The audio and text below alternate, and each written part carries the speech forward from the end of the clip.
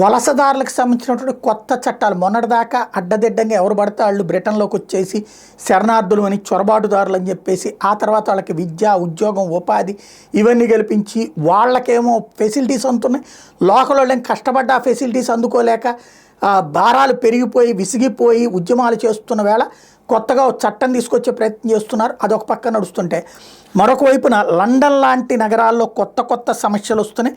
మొన్న ఎయిర్పోర్ట్కి సంబంధించినటువంటి సమస్య వస్తే ఏదైతే household bills commuters face rush hour pain as power outrage it's London underground. ఇది తాజాగా కరెంటు సమస్యలు ఇప్పటికే కరెంటు బిల్లులతో సతమతమవుతున్నటువంటి లండన్లో ఇప్పుడు కరెంటు బిల్లులకు తోడుగా పవర్ అవుట్రేజ్ అనేది ఈవెన్ గ్రౌండ్ లెవెల్లో లండన్లో ఉన్న అండర్ గ్రౌండ్లో కూడా జరిగేటప్పటికీ పెద్ద ఎత్తున ప్యానిక్ అవ్వాల్సిన పరిస్థితి వచ్చింది. బ్రిటన్ లాంటి అగ్రరాజ్యంలో ఇట్లాంటి పరిస్థితి ఏంటన్నది చర్చకు వస్తుంది.